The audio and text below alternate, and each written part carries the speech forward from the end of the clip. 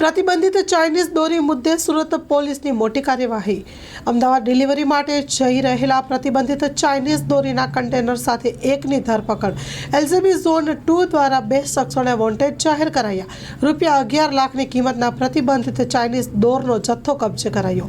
Story report by સુરતી સતીશ કુમાણી સાથે cameraman Chirag Rajkot. મોટો જથ્થો ઝડપાયો છે, ક્યાંથી ઝડપાયો, કેવી રીતના ઝડપાયો? સુરત શહેરની ઝોન 2 એલસીબીને ઇન્ફોર્મેશન મળી હતી કે ડિંડોલી વિસ્તારમાંથી ચાઇનીઝ દોરાનો એક મોટા પ્રમાણમાં જથ્થો પસાર થનાર છે, જે બાબતે અમે વોચ રાખી હતી।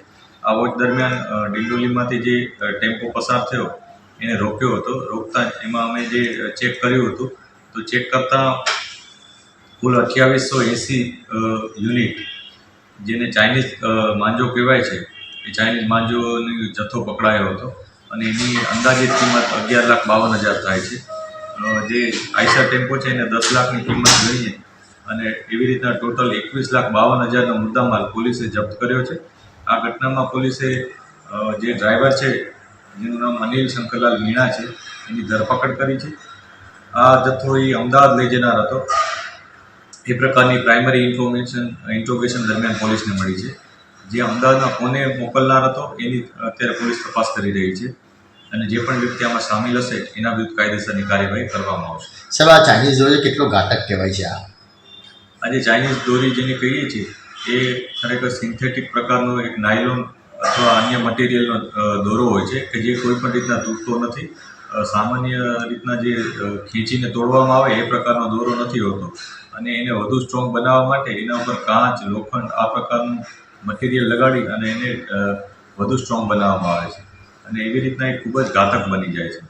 આ એટલો બધો ઘાતક બને છે કે એવા પણ બનાવો બન્યા છે કે જેનાથી લોકોના ગળા કપાયા છે, કેટલાક લોકોના જીવ પણ ગયા છે।